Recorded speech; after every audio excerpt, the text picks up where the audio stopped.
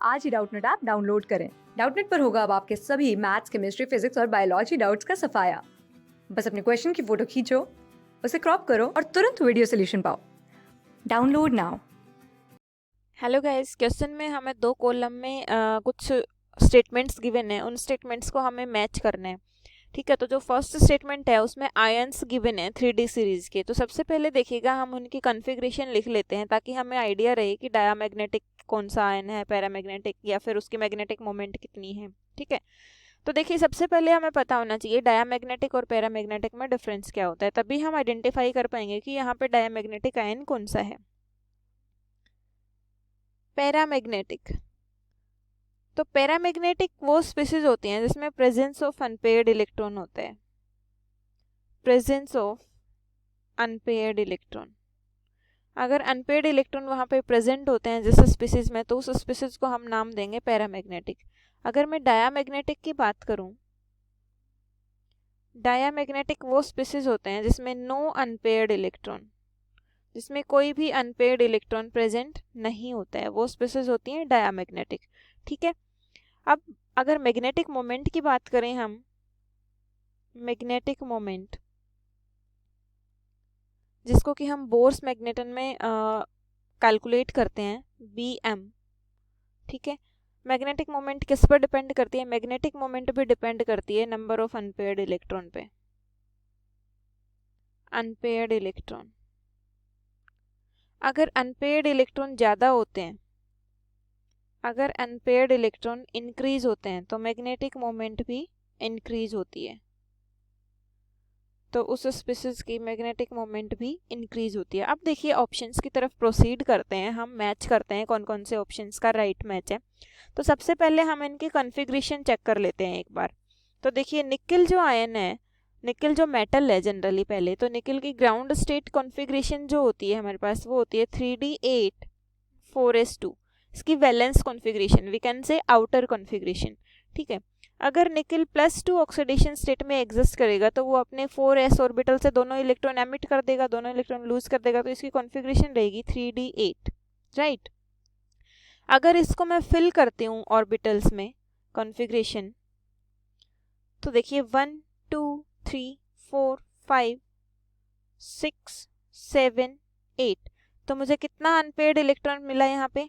2 unpaired electron. ठीक है, 2 unpaired electron मिला, तो इसकी जो मैग्नेटिक मोमेंट होगी वो भी ऑब्वियसली 2.7 से ग्रेटर होगी। मींस जो यहाँ पे जो डेटा होगा वो 2.7 से ज़्यादा, मींस वी कैन से 2.8 समथिंग। ठीक है, 2.8 बोर्स मैग्नेटॉन। राइट, सेकंड जो आयन गिवन है हमें वो है Cr2 पॉजिटिव। तो देखिए सबसे पहले हम क्रोमियम की ग्राउंड स्टेट कॉन्फ़िगरेशन के बारे में अगर मैं बात करूं, वो होगी 3D5 4s1। ठीक है, अगर Cr+2 ऑक्सीडेशन स्टेट में एग्जिस्ट कर रहा है तो एक इलेक्ट्रॉन वो 4s से एमिट करेगा और एक इलेक्ट्रॉन D से, मींस 3D4।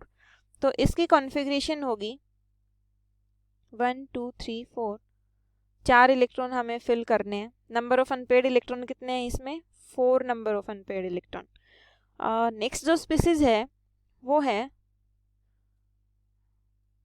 वेनेडियम। ठीक है, तो वेनेडियम की जो ग्राउंड स्टेट कॉन्फ़िगरेशन है 3D3 4s2। अगर वेनेडियम +2 ऑक्सीडेशन स्टेट में एग्जिस्ट कर रहा है तो उसकी कॉन्फ़िगरेशन मेरे पास रहेगी 3D3। अगर इसके इलेक्ट्रॉन्स मैं फिल करती हूँ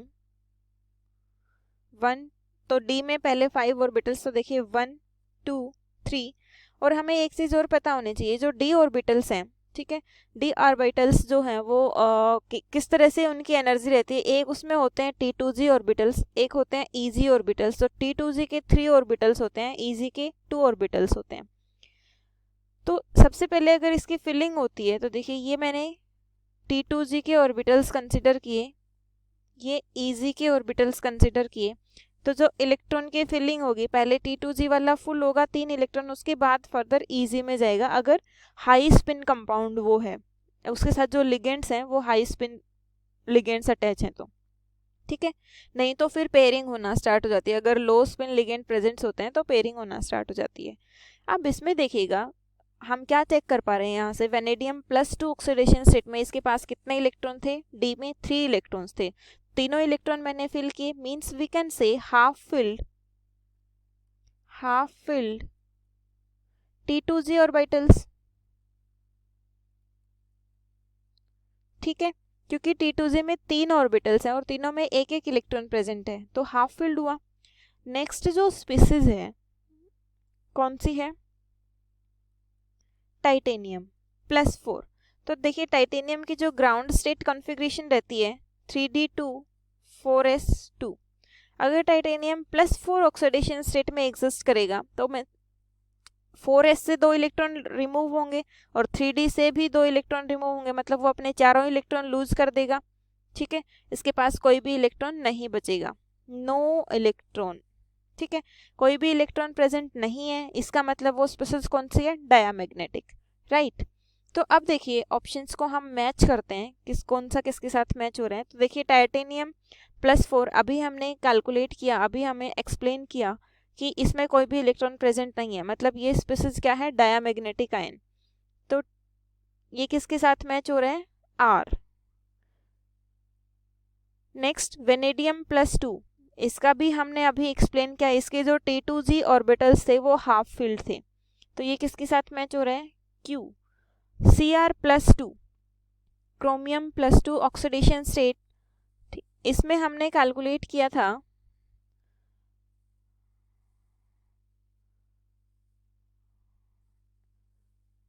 निकिल +2 अगर ऑक्सीडेशन स्टेट में एग्जिस्ट कर रहा है तो इसमें नंबर ऑफ अनपेयर्ड इलेक्ट्रॉन 2 मिल रहे थे हमें। ठीक है, और इसकी मैग्नेटिक मोमेंट कितनी हो जाएगी फिर 2.7 से ज़्यादा, मीन्स ऑप्शन में हमें गिवन है 2.84, तो ये किसके साथ मैच होगा, S।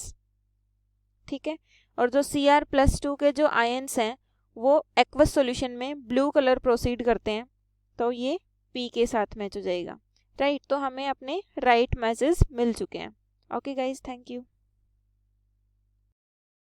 क्लास 6 से 12 से लेके नीट, IIT, JEE मेंस और एडवांस के लेवल तक 10 मिलियन से ज़्यादा स्टूडेंट्स का भरोसा।